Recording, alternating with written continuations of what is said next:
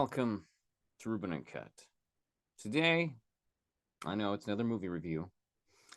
That movie review is for Boy Kills World. I had someone specifically request to hear my thoughts on the movie. I actually was thinking about not doing a review for the movie because, well, you'll hear why in a second. But I am here now to tell you about Boy Kills World, a movie that stars Bill Skarsgard.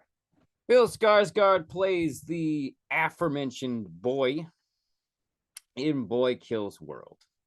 The basic synopsis is that when we meet him, he is a young man who has had his tongue cut out and his ears deafened via hot poker.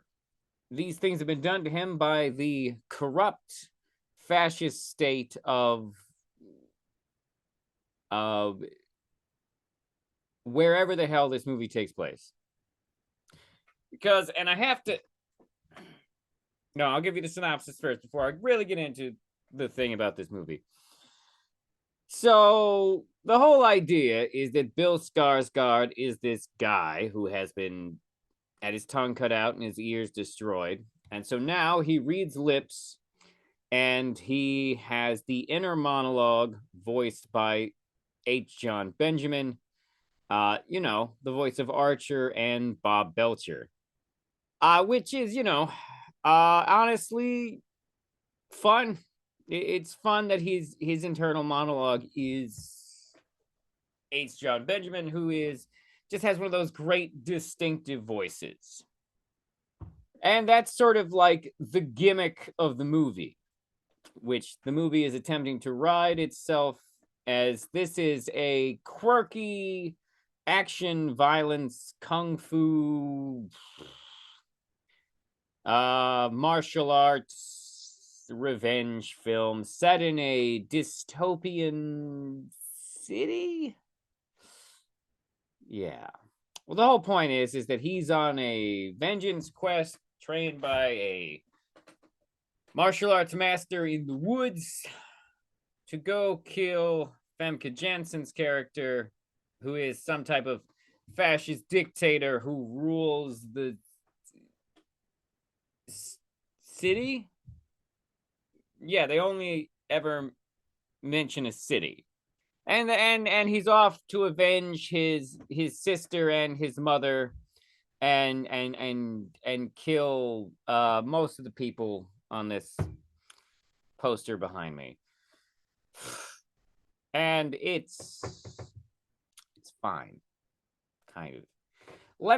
So what does the movie have going for it? What the movie has going for it is that it's got a pretty game cast. The cast seems pretty into it. They're up for it. They're doing their best with what little they are given, and some of them are given very little. Some of them are given very, very little to do. Bill Skarsgård, of course, plays the boy, who is mentored by Yayan Ruhian. I don't know how to say his name, but he is the knife fight guy from the Raid movies. So there's that. Brett Gelman plays one of the evil fascist characters, and honestly, he's pretty good in it too. The movie itself has a lot of interesting sort of parallels to another movie I reviewed recently, which is Monkey Man. One of the things they have in common is that they both star Charlton Copley is in both of them. In both movies, playing what is essentially, I guess you could say, a fight promoter. Yeah. Honestly, I like Charlton Copley in both movies, even though he is not a super large role in either of them. This, of course, also like Monkey Man, is a martial arts revenge film, as I've already mentioned.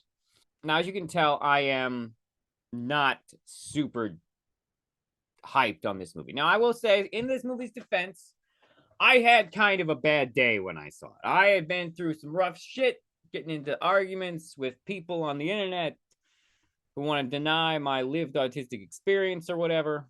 It's fine. It's fine. Terrible day. And it's possible that may have affected my mood to the point where I couldn't quite get into this film. Let me tell you what the good news is. Well, like I said, it's got a pretty game cast. The cast that I've mentioned before, there's more people in it too. And honestly, they all do a pretty good job.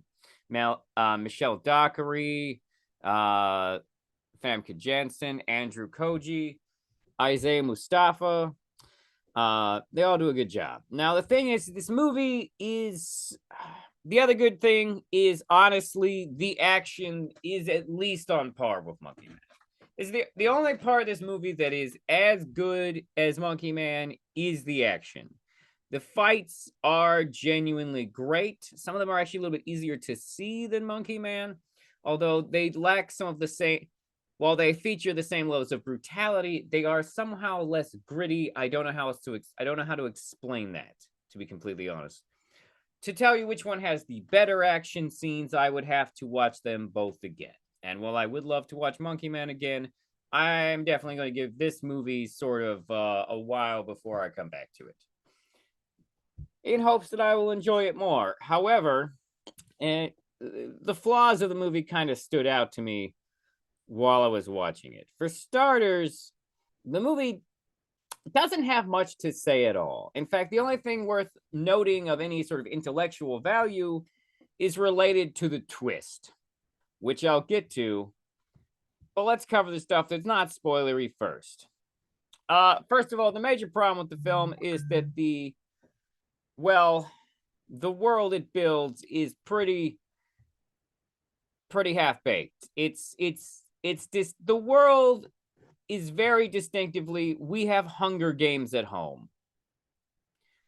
Despite the fact that it's called Boy Kills World, we're not introduced to a very large world at all. In fact, there is no reference to anything outside the city that the entire movie takes place in.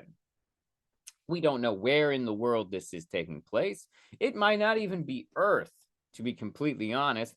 I'm pretty sure it's Earth. I'm just saying there's nothing distinctive in the film to give us any real sense of like setting. It's just sort of a generic future dystopian city, and then also future dystopian inside a mansion and on a film set inside some type of bunker. We are never given a very good look at this world. Now, in fairness to both movies, Monkey Man doesn't have this problem because Monkey Man takes place in a gritty, mostly real-world version of India. So it feels like it's set in a place. Boy Kills World does not feel like it's set in a place. And yes, I do almost keep calling it Boy Meets World. Just an unfortunate nature of the title, I suppose. Also, throughout the film, he is plagued by visions of his dead sister, played by Quinn Copeland, who is sort of semi-guiding him through the film. And I'm not going to lie, for most of the movie, I found the appearance of this obvious hallucination person to be kind of annoying, not just because she was there, but because of sort of how Bill Skarsgard's character reacts to her, and sort of like goes back and forth between seeming to understand that she's a hallucination, but also like making attempts to make sure she can't make noise, or grabbing her, or running in front and grabbing her, even though she's not there, to get her out of danger. That being said, her existence also kind of gives away the movie's certain of actions she takes in the film, sort of also give away the twist. In the film, there's a very slapdash feeling to sort of like the supporting cast. Okay, well, we got the mentor master character, and honestly, probably one of the strongest relationships in the film. It doesn't help that he's also really good at martial arts. Two other supporting characters that he runs into are Andrew Koji, who plays a character called Basho, and his buddy Isaiah Mustafa, who are apparently part of a two-person resistance group. Which, yeah. Now, Isaiah Mustafa plays into the gimmick of having the boy be sort of deaf and mute, in the fact that one of the running gags is that Isaiah Mustafa's dialogue throughout the film is just nonsense, just random word salads. And the reason for this is because supposedly his character has some type of accent slash beard that make it almost impossible for the boy to read his lips. So the whole movie, he's just talking word salad. And there are some funny bits involving this. This is kind of just another moment of the movie sort of defining itself by its quirky gimmicks, which is sort of what the film runs on, is this quirky gimmick. And honestly, if they had chosen any voice besides H. John Benjamin, I honestly don't know if it would work. Now, like I said, the dystopian fascist government and its people sort of give off heavy sort of we have Hunger Games at home vibes. Now, of course, Femke Janssen is sort of the center of this, as she is the main evil person that we're supposed to dislike, and the boy is on his way to kill her. She is surrounded by other people like Sharto Copley, who is married to her sister, played by Michelle Dockery, who's like in a sort of V for Vendetta manner, the propagandist of the family. Brett Gelman plays another propagandist of the family who fancies himself a writer. Sharto Copley is another propagandist who acts as a mouthpiece to the people, while Femke Janssen's Hilda Vanderkoy slowly goes crazy in a bunker, hiding from the mentor monk character who trains the boy. And we find out why that is later. The world just feels so small, so undercooked. The characters feel like sort of cheap versions of, like I said, Hunger Games and V for Vendetta fascists. I guess I can only put it off for so long. I have to talk about the twist now. So, if this is a movie you really want to see, and I will be honest, there is an audience for this movie because, like I said, I have to be honest, the action fight scenes are really, really good. They pack a lot of punch and a lot of martial arts, and they are, generally speaking, kick-ass well done. It's really the film's strength is those action scenes. Everything else is sort of just incredibly loose window dressing for the action scenes, with nothing really to say and just sort of this gimmick that runs off a character's disabilities. Played, of course, by an actor who is neither deaf nor mute. Gonna talk about the twist now. You have been warned. So what is the twist? Well, the twist is that the boy is actually one of the Vanderkoys. He is the child of super fascist Hilda Vanderkoy, played by, once again, Femke Janssen, who was kidnapped by the monk after Femke Janssen forced the boy to shoot the monk character's family, including the monk character's deaf son. Now, it's clear the boy doesn't want to do this. And in fact, this is one of those films where we are essentially following an unreliable narrator because he has been brainwashed via abuse and drugs by the monk to become a killing machine to kill his own mother. Now, this does make some aspects of the film kind of muddy. Specifically, at a certain point, it kind of feels like the film is both sidesing fascism, because at the end of the day, the monk is also kind of a bad dude. There are no real good guys in the film. The twist is admittedly an interesting idea of, oh, hey, revenge is bad. Even though it's like the whole movie. The only thing that's important is family, except for the parts of your family that suck that you should kill. And of course, the one with the axes and the helmet turns out, of course, to be his sister. This is kind of given away by a sequence where his hallucinated sister says that June 27th, which is what the name of his sister is called. Well, technically he calls his sister Mina, but while she's wearing the helmet and wielding axes, chopping up civilians, Her name is June 27th. Not exactly sure why they made. Did they explain that? I genuinely don't remember them explaining that. And that's kind of the whole movie. Even some of the things the movie builds us up to, when we get to them, we're like, that's really. So, for example, we're told that there's essentially some type of huge blood sport that they use to sell cereal and hype up the general public to distract them from the dystopian reality they live in. Yeah, I'm exhausted and I didn't actually finish that thought. The thought I was going to say is that essentially they build up this blood sport and it's just a bunch of people with like shock collars on being murdered by cereal mascots. It's like it's very underwhelming compared to like a Hunger Games situation. Is what I was trying to say. I don't know why I just didn't finish that thought.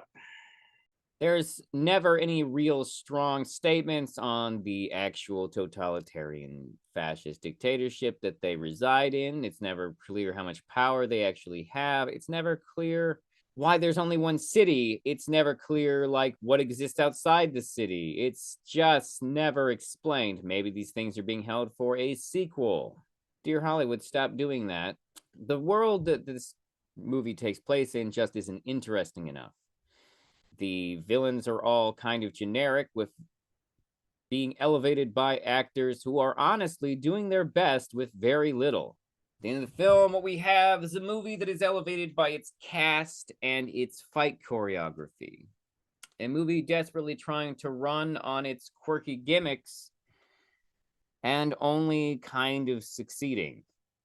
Is Boy Kill World unwatchable? No. Boy Kill World is not unwatchable. It is a perfectly entertaining little action film. You just have to be prepared mentally for it to not be significant in any particular manner. It's just a movie with really good fight scenes and a lot of colorful, quirky set dressing. That's the movie, people. That's Boy Kills World. Although, honestly, it's more like Boy Kills City. Yes. Boy kills a city. And his mom. And his uncle. And aunt. And uncle-in-law. He saves his sister. That's the important thing. So if a quirky movie that's not really got much going on in the way of anything to say or a set of brains at all with an incredibly predictable twist, but damn does it have good action. Sounds like your cup of tea, then maybe I'd recommend it. Although if you have a big screen TV, honestly, you could probably wait till it comes home. Well, thank you for tuning in. Have a wonderful whatever, wherever, whoever you are. Please feel free to like and subscribe, follow on Spotify, and of course, you can email the show at rubenuncut@gmail.com. This movie was fine.